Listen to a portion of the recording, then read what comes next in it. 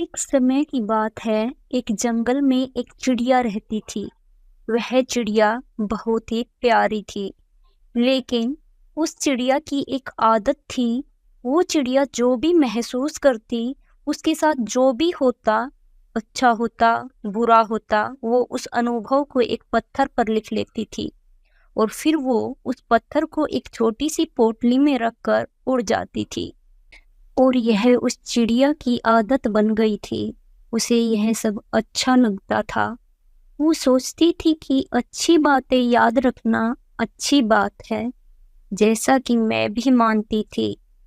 वो सोचती थी कि बुरी बातों को कहीं लिख लेना चाहिए, अपने मन में नहीं रखना चाहिए। शुरुआत में तो चिड़िया को यह सब करके मजा आता था।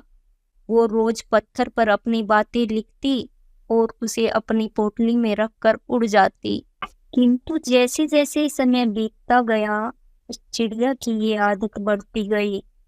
हर रोज पत्थर जमा करने की वजह से उस चिड़िया की पोटली में बहुत सारे पत्थर जमा हो गए थे, और जिसके कारण चिड़िया को उड़ने में दिक्कत आने लगी थी और उसकी उड़ान कम होती जा रही थी।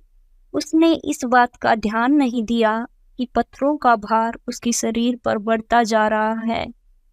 उसकी ये आदत उसको शारीरिक और मानसिक रूप से कमजोर बनाती जा रही थी। कुछ ही दिनों के बाद चिड़िया को उड़ने में भी दिक्कत होने लगी, और एक दिन ऐसा आया, वो चिड़िया उन पत्थरों के बोझ के नीचे दबकर मर गई।